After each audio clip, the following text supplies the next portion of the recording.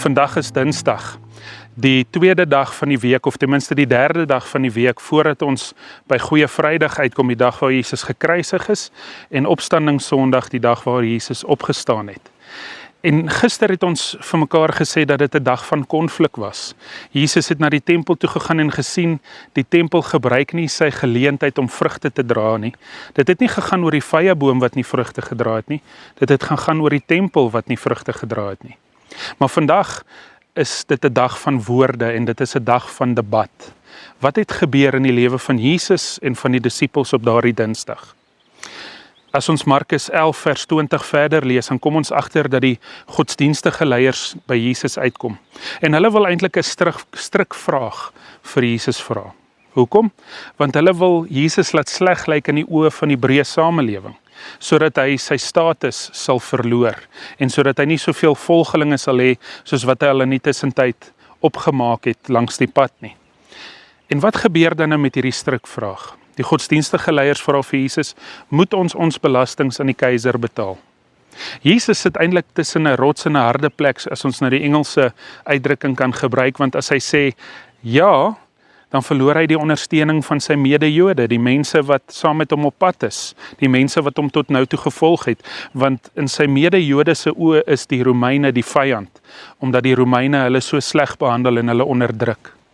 As Jesus sê nee, ons moenie ons belastings betaal nie, dan kan die Romeine hom arresteer as 'n opstandeling en as 'n opstoker en 'n rebel, en dan kan hulle hom op 'n baie wrede manier doodmaak, wat uiteindelik ook gebeur het. Maar hoe antwoord Jesus hierdie ding? Hierdie vraag kort baie wysheid, en Jesus toon ongelooflike wysheid in daardie oomblik. Hy sê, watter gesig staan op die muntstuk? En dan antwoord hulle sê die gesig van die keiser. En dan sê hy, nou mag gee die keiser wat die keiser toekom en gee die Here aan die Here wat die Here toekom.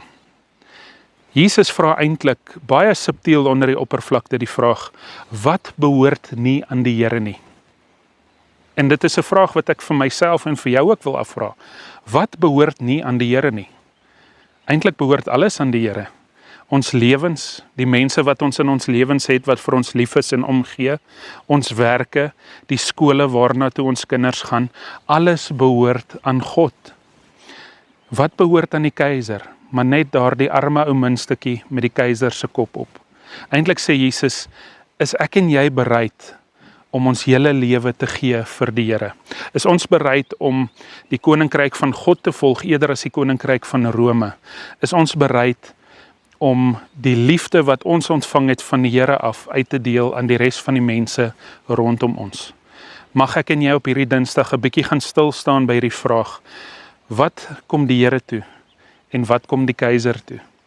En mag ons hele lewens gee as 'n offer wat vir die Here aanneemlik is, vir die Here. Mooi dag vir jou. Môre gaan ons 'n tree verder wanneer ons by Woensdag kom op pad na Goeie Vrydag toe en Opstandingssondag.